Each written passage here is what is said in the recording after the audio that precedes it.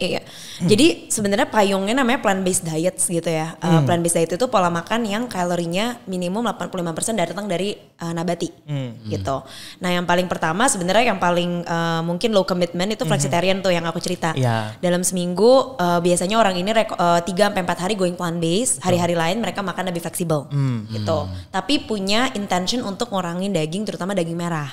Gitu, karena itu yang biasanya environmental impact-nya paling tinggi gitu. Nah terus kemudian kita ke pescatarian. Pescatarian itu orang vegetarian plus ikan. Jadi orang-orang yang masih yang kebanyakan kalori dari nabati, occasionally makan telur, susu dan ikan. Itu pescatarian. Pescatarian. And then ada vegetarian. Vegetarian itu nggak makan ikan. Jadi basically plant based gitu ya, berbasis nabati tambah occasionally telur dan susu. Atau salah satunya. Tapi masih yang asli kan, telur dan asli. Ya tapi dia juga makan telur nabati juga makan. Jadi dia nabati plus telur dan susu. Terus habis itu vegan itu yang 100% dari nabati source-nya. Jadi kita nggak makan telur, nggak makan produk susu sapi, nggak makan honey. Gitu. Oh, honey juga enggak ya? Honey juga enggak. Ya maksudnya vegan itu juga tipenya banyak ya. Ada yang kayak vegan masih konsumsi honey ada.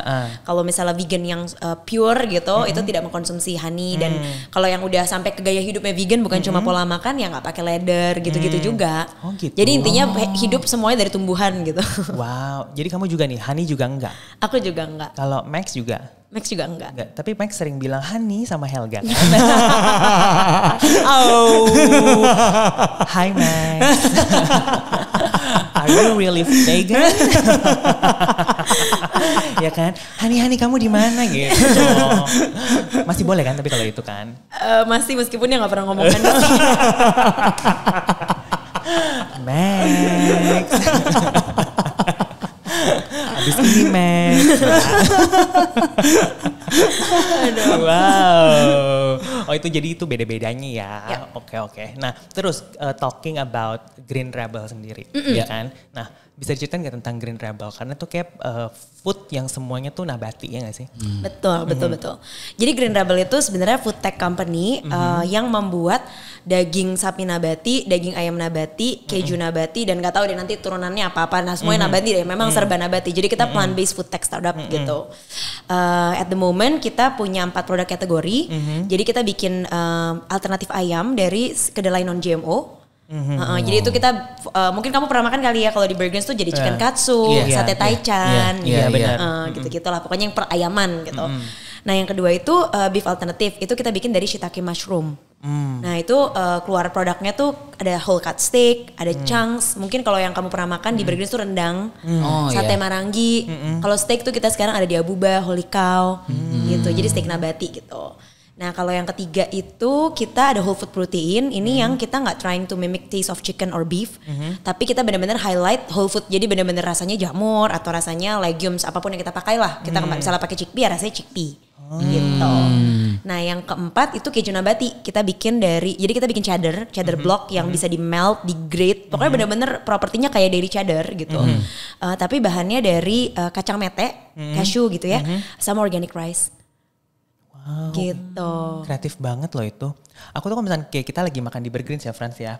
Terus kayak makan ayam gitu kan. Terus astaga ini tuh dibuat dari apa sih gitu. Karena bener-bener enak banget dan kayak gak berasa gitu. Iya, thank you. Iya gak sih? Bener. Dan tapi itu bukan ayam.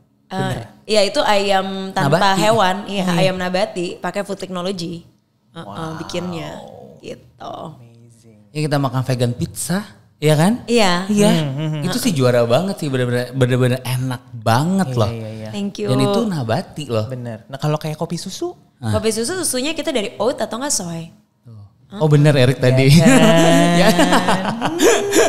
Tadi udah nebak ya. Iya soalnya tadi Frans ini kita kan discuss kan gitu. Kan tapi waktu itu kita minum kopi susu gitu kan. Kopi susu di Burgers kan ada kan. Aku suka banget. ya kan. Tapi kan ini plant based gitu kan kata Frans. Ya kan bisa susu plant based gitu. Dari mana gitu kan. Dari soy. Benar. Tapi by the way kamu harus cobain kopi susu oat yang baru. Enak banget. Lebih enak dari yang kopi susu soy. Aku pun langsung beralih sih. Begitu ganti ya, begitu ada yang oat. Oke. Ntar kita coba ya. Boleh. Kopi susu oat dan soy. Wow, tapi ini loh sangat menginspirasi banget ya. Jadi benar-benar kayak ya udah gitu, ini semua diproduce nabati dan memang untuk orang memfasilitasi ya orang-orang yang memang mencoba untuk ke arah sana gitu kan. Betul. Kita sih sebenarnya kayak visi besar si Green Rebel ini tuh kita membantu transisi orang dari yang tadinya suka banget rasa daging, rasa keju gitu. Dan kita tidak bisa salahkan ya. Memang enak rasanya kan. Nah, cuma kita pingin memberi solusi bahwa orang-orang tetap bisa menikmati rasa-rasa, tekstur dan bau yang mereka suka dari makanan, tapi yang lebih sehat untuk mereka dan untuk bumi. Dan yang kita lakukan ya kan kalau buat kita animal itu middleman. Animal makan plants, terus kita kita potong jadi daging gitu kan, dan kita perah jadi susu. Tapi kalau misalnya dengan food technology tanpa animal, kita benar-benar plants, food technology, daging dan keju. Gitu. Jadi kita actually ya meng-cut middleman in the process lah gitu. Nice to meet you. Ini sampai speechless loh. Iya. Nah, kalau misalnya kayak contoh nih kayak aku lah ya gitu, kayak aku atau Frans mungkin kita kan kayak makannya ya udah gitu masih walaupun kita healthy food tapi we are not vegetarian atau vegan gitu kan. Nah, kalau kita mau mulai kan susah banget ya, maksudnya kayak bahan-bahannya tuh gimana, how we can find it? Ya. Menurut aku step pertama sebenarnya find a strong why sih. Di olahraga juga pastinya gitu ya. Kalian kan udah sangat accomplished gitu kan di industri olahraga, dan semua orang yang accomplish, aku menemukan pattern yang sama. Semua orang ini punya strong why kenapa mereka melakukan sesuatu. Begitu juga dengan pola makan vegetarian or vegan. You need to find your why. Ada orang yang sangat driven by health, ada orang yang sangat driven by environment, ada orang yang as simple as driven by animals gitu. Gitu. Jadi aku punya teman yang ya dia udah sadar tentang efek kesehatan dan lingkungan, tapi nggak pernah take the jump into a plant-based lifestyle sampai dia punya anjing. Dia punya anjing sakit, dia bawa ke vet. Terus udah gitu ini sakit, terus dikerok ininya tuh dulu buat disuntik. Anjingnya nangis. Udah, habis itu dia bener-bener oh my god I'm going vegan tomorrow. Karena dia kayak make the connection aja gitu bahwa oh my god the meat I eat with the animals I love gitu. Tiap orang beda-beda ya gitu reasonnya. Jadi find your why dulu. Nah, setelah find your why, yang kedua aku sih rekomen nonton 4 dokumenter. Ini akan meng-equip kita dengan the right knowledge about nutrition and impact-nya gitu. Jadi What the Health udah pernah nonton belum? Belum. Harus nonton. Tapi oke, yang seru dulu. Yeah. Game Changers. Udah. Game Changers, oke. Game Changers itu yang paling seru, tapi lebih detail lagi What the Health.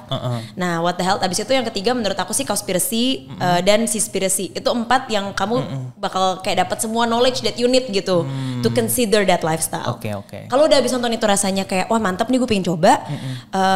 Sebenarnya sih tinggal lakuin aja, karena yang kita lakukan orang berpikir oh diet vegan tuh restriktif. Tapi kalau orang tahu apa yang aku makan, kita tuh makan banyak banget hal, dan aku nggak pernah kehabisan opsi setiap harinya untuk mencoba makanan baru. Hanya dengan makanan Indonesia, essentially ya kita ke warteg kebanyakan juga sayur-sayur, tempe, tahu, terong kan. Abis itu ya ada ayam sama daging, tapi kan actually paling banyak kalau kamu lihat jumlahnya tuh sayur-sayurannya loh. Iya kan. Jadi kalau mau makan sederhana vegan juga bisa gitu kan ya ke warteg gitu. Street food juga actually banyak. Tinggal ganti, essentially yang kita ganti tuh hanya protein. Aku bisa masak rica-rica, tino ramsak, apalagi lah semua yang rasanya enak-enak itu, tinggal aku ganti proteinnya doang. Aku makan chicken Hainan, tapi ya ayamnya ayam nabati gitu. Aku bisa makan ayam betutu, bumbu betutu, tapi ya aku ganti tempe atau tahu gitu. Jadi sebenarnya gampang banget sih pas udah make the choice. Kalau udah tahu polanya pasti lebih enak gitu ya. Iya, nah yang terakhir adalah memang apalagi kalian sangat aktif nih ya kelihatannya kan, energinya perlu banyak gitu kan. yang pasti pastikan kalian enough calorie. Jadi waktu kita makan plant foods itu untuk porsi yang sama kalorinya lebih kecil. Jadi actually kita perlu makan lebih banyak. Jadi kayak aku tuh porsi makanku jauh lebih banyak saat aku vegan. Wow. Dan badanku segini-segini aja. Langsung ngeliatin. Masa sih? Aku nggak pernah portion control sama sekali. Aku makan kalau aku lapar, kalau aku udah kenyang aku stop. Tapi kalau aku mau ngemil mau apa, I eat. Nggak pernah. Aku nggak pernah portion control. Kalau cemilan apa sih? Kepo banget sih gue. Iya. Cemilan aku nuts. Ya nuts. Terus udah gitu ya kadang-kadang kalau pingin vegan boba gitu kan aku juga makan. Smoothie, buah potong, kadang coconut yogurt pakai buah potong. Kalau ada arem-arem aku makan arem-arem. Vegan cookie. Gitu-gitu sih banyak sih cemilan. Gitu. Kayak ciki-ciki gitu makan gak? Aku nggak makan snack kemasan yang seperti itu, tapi ya maksudnya kayak kalau ada tempe chips, sweet potato chips yang lebih natural, aku makan, aku masih makan. Kalau ke rumah tuh orang-orang suka kayak ngeliat gitu kan, kayak snack area aku gitu. Gila Helga snack gak sih? Snack banget gitu. Aku makan. Actually aku harus consciously ingat untuk makan cukup kalori gitu karena ya kan aku kerja kan, jadi banyak terpakai nih di otak gitu. Jadi actually aku makan banyak banget. Gitu. Begitu juga dengan Max ya. Max tuh juga makan banyak banget gitu. Nah jadi itu sih, jadi kayak satu enough calorie, kedua diversity of plants. Jadi kita punya goal, kalau aku sama Max goalnya per minggu makan 40 jenis ragam nabati. Kalau misalnya baru-baru mulai mungkin bisa goalnya 30 dulu. Nah 30 jenis ragam nabati ini hitungan yang kayak pakeman, kalau kamu makan 30 jenis ragam nabati dan kalorinya cukup, you will be able to fulfill all your nutrient needs from plants. Gitu. Jadi selama ini tuh yang gagal-gagal vegetarian vegan itu pasti satu kurang kalori. Aku pernah lihat cewek-cewek ya, biasanya makannya dikit karena biasa diet gitu kan. And then mereka coba pola makan plant based. Mereka makannya sama juga dikit-dikit, salad-salad doang. Kadang nggak ada karbohidrat, nggak ada protein, gitu. Nah itulah yang membuat orang-orang akhirnya jadi lemes karena mereka nggak ada protein, nggak ada karbohidrat, nggak ada kalori. Makannya cuma daun-daunan doang gitu loh. Iya. Nggak balance diet. Itu cewek apa kambing gitu. Kenapa makannya daun doang gitu. Kayak gak punya makanan lain gitu. Bingung kadang-kadang. Terus tanya pas kenalan, mbak gitu. Iya itu soalnya banyak orang takut carbs kan. Karena banyak ilmu yang tidak backed by science di luar sana yang simpang siur tentang carbs. Actually we need carbs gitu kan ya, terutama kompleks karbohydrates ya, kompleks karbohydrates. Aku nggak ngomongin proses carbohydrates. Tapi ya banyak ibu-ibu, banyak cewek-cewek ini baru-baru mulai mereka takut carbs, so they don't eat carbs, so they don't get enough calories gitu. Terus yang kedua kurang beragam, jadi ada yang makannya tiap hari gado-gado. Ya kalau lo tiap hari gado-gado, ya nutriennya nggak akan tercukupi. Ya sama juga sih kalau makan daging kamu tiap hari makan ayam goreng juga nggak bakal tercukupi kan nutriennya. Iya benar-benar. Ya, makan gado-gado sama cobeknya sekalian.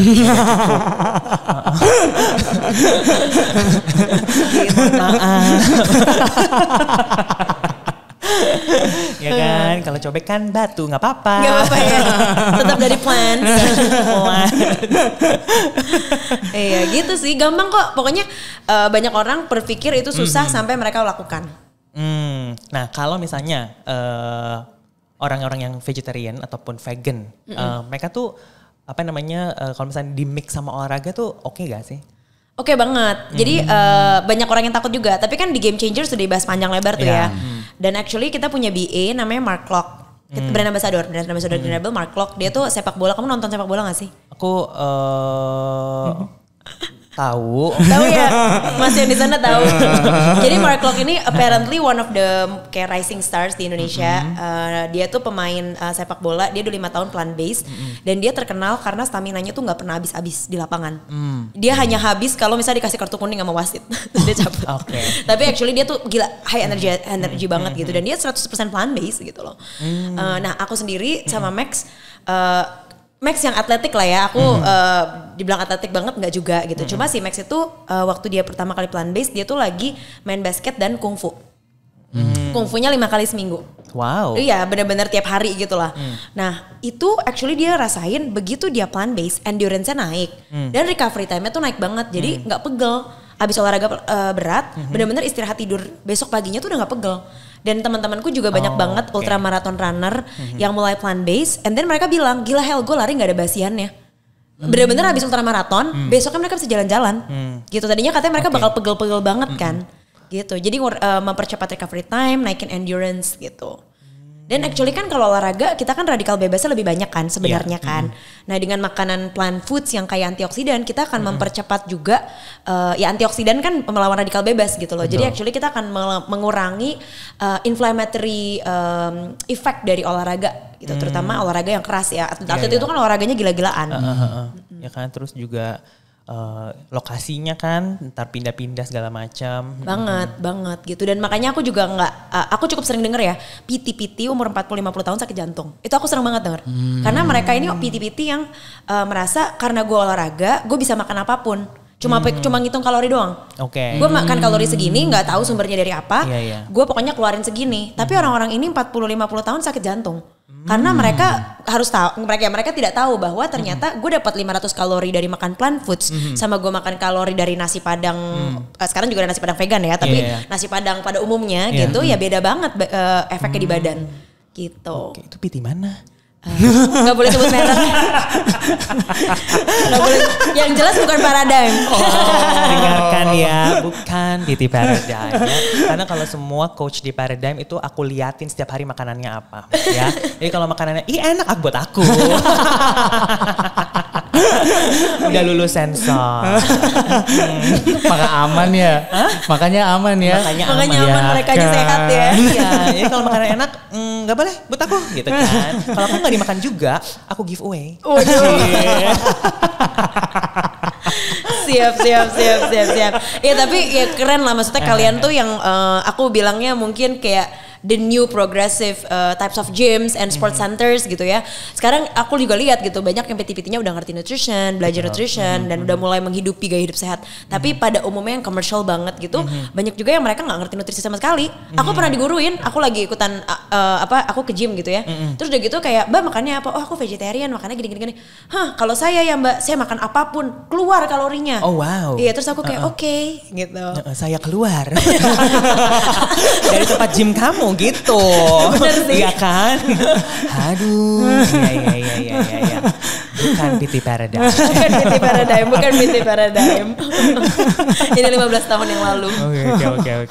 Wow, senang banget loh hari ini ceritanya benar-benar seru banget. Membuka wawasan juga tentang being vegan, terus makan makanannya gitu. Ternyata nggak sesulit yang kita pikirin. Yang bikin sulit itu adalah mindset. Betul sekali. Dan komitmen. Paham kan maksud gue? Yang bikin sulit adalah apa tadi? Mindset. Oh, mindset. Ya. Dan komitmen. Dan udah Fran. Suka gini nih. Aku juga mau ngajakin nih buat teman-teman yang lagi nonton di YouTube. Kalau misalnya kalian ada keluarga atau sahabat atau temannya kalian yang hobinya tadi itu puasa terus makan karbonya dikit, tiap hari makan gado-gado, ya kan? Ini boleh loh di share ke keluarga kalian, ke teman-teman yang kalian kenal gitu ya. Karena dengan kita share konten tuh kita bukan cuma sekedar kayak kasih motivasi atau menginspirasi, kita bisa menyelamatkan hidup seseorang. Betul sekali. Dan podcast kita tuh selalu mengundang tamu-tamu yang menginspirasi, yang bisa membantu Anda, bukan sembarangan guest speaker. Ya kan. Ini podcast apa sih? Oke, dan thank you so much Helga. Sama-sama. Thank you so much. Thank you udah diundang, seru banget. Thank you. Oke, terakhir dong sebelum kita closing, Iya. Minta Helga untuk kasih ajakan untuk Paradigm People untuk join Veganuary. Yes. Iya, jadi untuk Paradigm People ya, pokoknya teman-teman yang dengerin, tadi kan udah dibahas secara komprehensif lah ya, manfaat kesehatan, lingkungan gitu, dari mengikuti pola makan plant-based, entah itu mau vegan 100% ataupun vegetarian dulu dimulainya gitu. Nah, daripada kalian cobanya sendiri-sendiri, bisa ikutan barengan, dapat kelas, dapat guidance, dapat peer support dengan pledge Veganuary di bergins.com/Veganuary 2022. Jadi bergins.com apa tuh namanya _, Veganuary 2022 gitu. Bisa lihat di Instagramnya Bergris Green Rebel, atau kayaknya Paradigm juga kemarin sempat post ya. Iya. Gitu. Dan kapan sih kelasnya Paradigm? Setiap hari. Enggak yang buat ini, yang buat Veganuary. Tanggal 29. 29, oke. Berarti pastikan pledge sebelum tanggal 29. Ya nanti kita ketemu ikutan kelas bareng sama kita juga. Oke deh. Thank you Helga. Thank you. Nah, buat Paradigm People, thank you so much for listening and watching. Please follow our social media dari banyak platform, ada di Instagram, ada di Facebook, ada di LinkedIn, YouTube dan TikTok. Dan kita ketemu lagi in the next episode of Paradigm Lifestyle Podcast powered by Paradigm Fitness Indonesia. It's your future. Thank you.